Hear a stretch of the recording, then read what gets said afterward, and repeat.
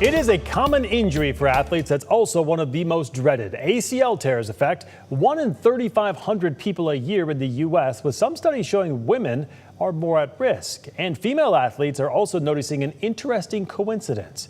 Christine Pei with our Seattle sister station looks at why their period might make them more vulnerable to injury.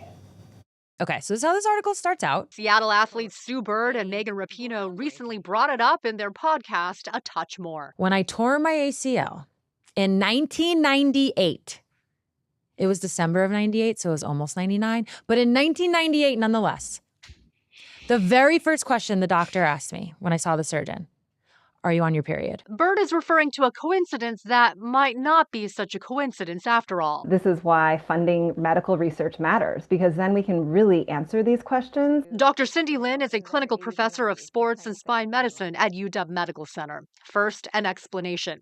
ACL is short for anterior cruciate ligament, a rope-like ligament that crosses the center of the knee. And it helps us to keep that knee stable, doing activities such as running, jumping, pivoting, or change of direction activities, just like soccer or basketball or playing tennis.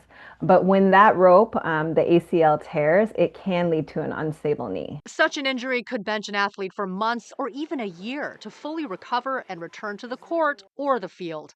But whether the risk of getting one is at all linked to a woman's monthly period still needs to be confirmed. Oftentimes, ACL tears are very multifactorial, meaning that it was a combination of other factors happening during play. And that's why it's so important that they're going to study this. FIFA is funding a study in the UK based out of Kingston University, where researchers will study blood samples from female soccer players during various times of their cycle. Until we get results, what Dr. Lin does know. Specifically, what's happening is that there's an increase in estrogen around the time of ovulation, which is when the egg is released, and that's believed to be associated with increased looseness of that ligament, right? That looseness of that rope that is strong across the center of our knee.